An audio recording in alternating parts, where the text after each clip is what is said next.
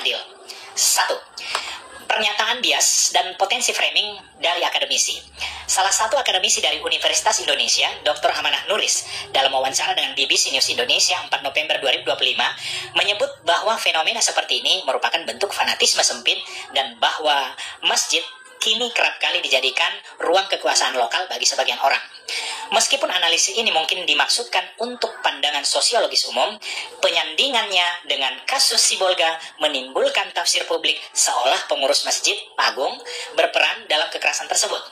Padahal, berdasarkan penjelasan aparat kepolisian, pelaku merupakan sekelompok preman yang sering berada di sekitar masjid, bukan pengurus masjid maupun jamaah aktif. Pernyataan ilmiah seyogianya tidak digeneralisasi pada kasus spesifik tanpa dasar empirik yang jelas.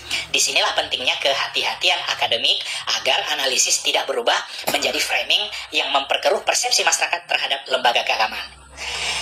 2. Klaim pemuda Aceh yang menimbulkan persepsi keliru.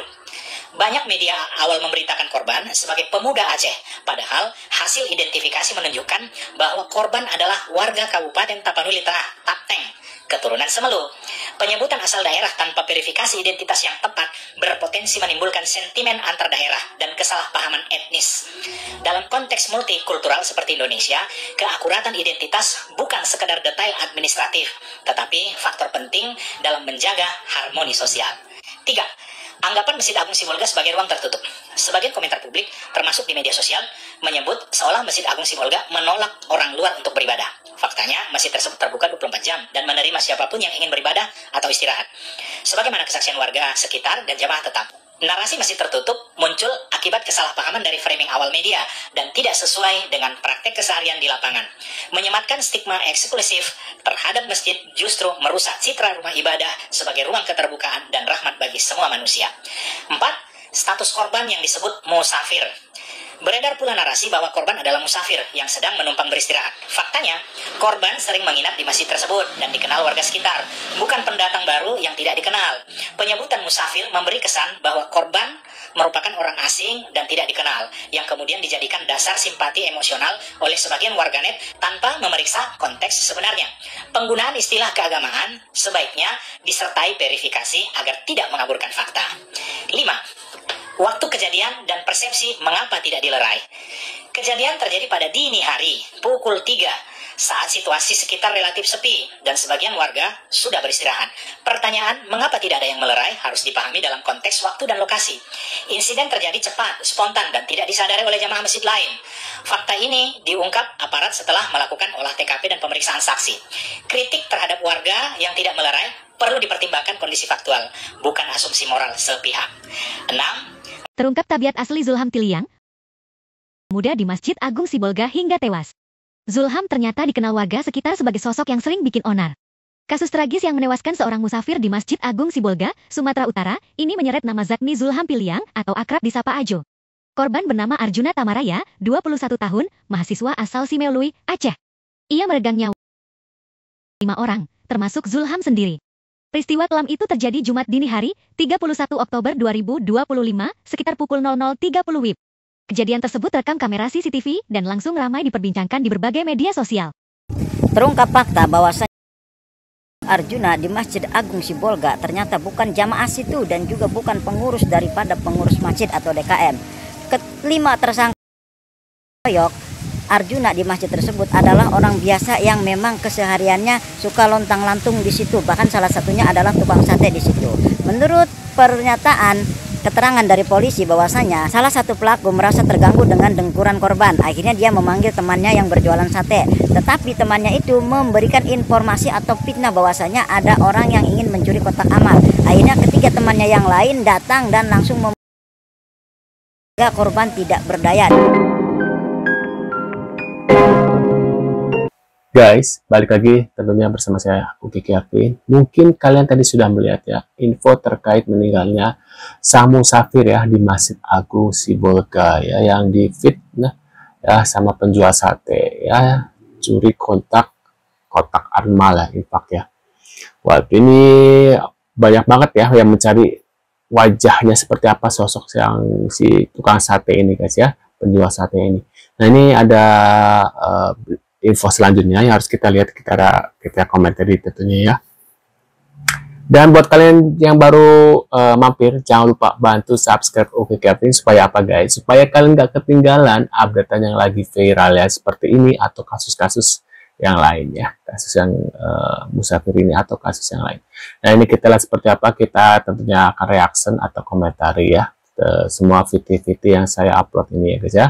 Nah Bu, saya cuma ada uang 10.000, boleh Bu saya beli nasi gorengnya cuma 10.000? Oh nggak apa-apa, kamu gratis aja, saya tahu kamu lagi susah, kata ibu itu. Assalamualaikum, salam rekan setia Wajah Langsa. Saya akan menceritakan kronologi lengkap dan langsung dari saksi mata di TKP yang menghubungi kami admin Wajah Langsa tadi malam. Dan beliau minta dirahasiakan identitasnya karena mengenal kelima pelaku ini. Oke, singkat saja, jadi almarhum Arjuna yatim piatu ini, dia merantau di Sibolga. Dia sewa sebuah kamar kos. Lalu kamar kosnya itu habis uang sewanya, sehingga Arjuna harus keluar dari kos itu dan mencari pekerjaan untuk mengumpulkan uang bayar sewa kos selanjutnya. Lalu almarhum ini minta izin ke pengurus masjid, Pak, saya habis uang kos Pak, jadi untuk sementara saya menumpang Pak sebentar di halaman masjid ini Pak untuk istirahat.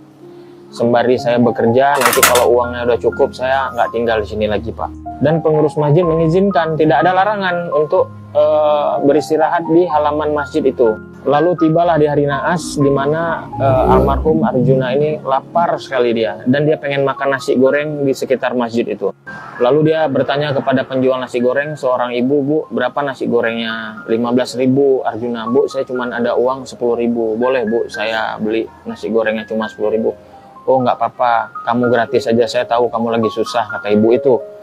Tuh, singkat cerita, selesai nasi goreng itu dimakan setengah sama almarhum, setengahnya lagi disimpan di tas untuk bekal dia ke laut mencari ikan. Lalu sembari menunggu jemputan dari nelayan pergi ke laut, dia istirahat sebentar di masjid itu. Sekitaran jam 5 subuh kejadiannya ya. Jadi saat dia tidur itu mungkin dia capek, lelah, ada suara lah yang keluar. Maaf cakap seperti ngorok. Jadi mungkin karena dia terlalu lelah, capek, dia tidur itu mengeluarkan suara lah. Jadi ada orang di sekitar situ yang tidur di situ juga, yang merasa terganggu. Dan mengadulah ke kawannya yang penjual sate. Bang, ada orang tuh bang, suaranya besar kali di masjid, katanya. Lalu tukang sate ini nyampein ke orang lagi, katanya ada pencuri kotak amal. Sehingga orang-orang tadi berjumlah 5 orang, emosi datang memukul sampai meninggal dunia. Jadi setelah kami menyimpulkan kronologi ini, ternyata kelima orang ini adalah diduga ya pelaku sebenarnya pencuri kotak amal di Masjid Sibolga. Mereka berkomplot. Waduh, serem juga ya. Melakukan aksinya hampir setiap hari. Jadi karena ada almarhum di situ, mereka merasa terganggu karena nggak bisa nyuri kotak amal, sehingga almarhum difitnah sebagai pencuri kotak amal, meninggal. Begitulah jahatnya manusia dengan fitnah. Padahal mereka yang mencuri kotak amal, tapi si Arya ini, si almarhum ini dijadikan korban biar tidak mengganggu aktivitas pencurian kotak amal mereka selama ini. Jadi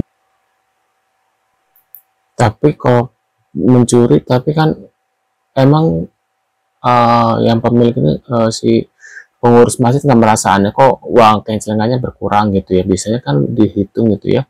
Nah ini tewasnya sang musafir nih semoga di fitnah ya sama tukang sate. Ternyata almarhum Arjuna Tamara, ternyata orang ini baru tahu perbuatan Indonesia Jawa Belanda lebih kejam bandar. Aceh dengan Indonesia sudah berdamai sejak tahun 2005. Tetapi orang Aceh dijajah setiap tahun. Tetapi kenapa kalian orang Aceh tak pernah sadar bahwa Indonesia itu, dan kenapa kalian setiap tahun memilih tangan-tangan di Aceh? Waduh ya. Itu dia guys terkait meninggalnya Asakal Nyamuk sih. Meninggalnya tadi ya musafir yang di masjid ya, yang katanya difitnah juga ya. Nah mungkin kalian punya komentar atau reaction, bisa tulis di kolom komentar. Ya saya ingatkan lagi buat kalian yang maaf, 1000 maaf, jangan lupa bantu subscribe Uki Kevin supaya kalian gak ketinggalan update terbaru yang lagi viral ya. Sekian dulu guys videonya. Kita akan bertemu lagi di info selanjutnya dan sampai jumpa di video selanjutnya. See you guys.